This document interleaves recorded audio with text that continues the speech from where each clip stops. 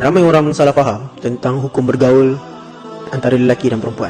Ramai orang campur aduk dan ramai orang menganggap benda ni normal.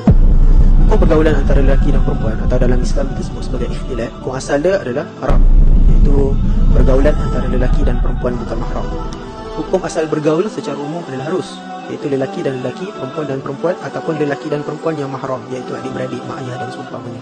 Kebanyakan ulama antaranya Dr. Abdul Karim Zaidan sebut kerana dalil surah Al-Isra ayat 32 Allah menyebut وَلَا تَقْرَبُوا الزِّنَا إِنَّهُ كَانَ فَاحِشَةً وَسَاءَ سَبِيلًا. وَلَا تَقْرَبُوا الزِّنَا, jangan hampiri zina. Dalam ayat ini menariknya adalah Allah tak sebut pun jangan berzina, tapi Allah sebut jangan hampiri zina. Apa maksud jangan hampiri zina? Ada sebagian ulama antaranya Imam Syauqi, dia buat satu syair yang kami di Tarbiyah Serentak menyebut sebagai 7 jalan zina. Apa dia? Jalan yang pertama adalah nazratun, pandang-pandang. Zina akan bermula dengan pandangan pertama. Lihat-lihat, usah-usah, tengok-tengok, perhatikan dia. Sedangkan dalam Quran Allah sebut dalam surah An-Nur ayat 30 dan 31, yang maksudnya Allah kata, katakanlah kepada lelaki-lelaki yang beriman, hendaklah dia tundukkan pandangan dan jaga kemaluan. Dan ayat seterusnya, ayat yang ke-31, Allah pula menyebut, katakanlah kepada perempuan-perempuan yang beriman, hendaklah dia tundukkan pandangan dan jaga kemaluan.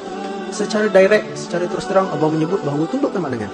Yang kedua, fa'ibtisamatun, senyum-senyum, dah pandang-pandang akan senyum-senyum. Jalan yang ketiga iaitu fasalamun, bagi salam, ataupun dalam konteks hari ini tegur, sapa dia. Kalau di Instagram contohnya follow dia, kemudian DM dia dan mesej assalamualaikum, hai awak dan seumpamanya. Dah bagi salam, dah tegur, dia akan masuk jalan yang keempat. Apa dia? Fakalamun, sembang-sembang, berbual, berbicara. Jalan zina yang keempat ni biasanya syaitan akan ambil masa lama untuk goda supaya berzina.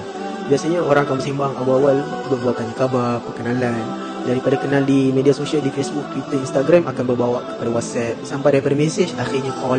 Dan benda tu berterusan. Ada orang yang mungkin kenal seminggu dah berkapul, ada yang kenal sebulan dah berkapul dan sebagainya. Masa fasa fakalamu ni biasanya akan mula bercinta, sama ada couple Islamik ke ataupun couple dua-dua tak salah. Kemudian apabila dah selalu berbual, telefon, bergayut dan seumpamanya, akan masuk step yang kelima. Syaitan akan goda step yang kelima, iaitu famau'idun, nak buat temu janji, rancang untuk jumpa. Kalau yang Islamik sikit mungkin akan jumpa bertiga, lelaki, perempuan dan kawan dia. Tapi kalau yang bukan tak berapa Islamik, mungkin terus akan dating berdua. Mula-mula jumpa mungkin malu-malu dan sebagainya. Dan biasanya awal-awal jumpa takkan berzina. Awal-awal jumpa masing-masing akan fake, akan takut. Lelaki akan jadi pakai handsome, perempuan akan pakai cantik-cantik. Ialah pertama kali dating. Dan awal-awal dating biasanya takkan berzina. Masuk step yang ke-6 iaitu faliqa, jumpa. Famau'idun tadi buat temu janji. Yang ke-6 adalah faliqa, jumpa. Jumpa kali pertama, macam saya sebut, jumpa kali pertama takkan berzina biasanya. Kemudian jumpa kali kedua, jumpa kali ketiga, sampai berkali-kali. Awak jumpa kali ke-10 mungkin dah berani pegang tangan. Jumpa kali ke-15 berani pegang ringan-ringan. Dan akhirnya berkali-kali jumpa, masuklah jalan yang ke-7, iaitu jalan fazina. Maka berzinalah baik.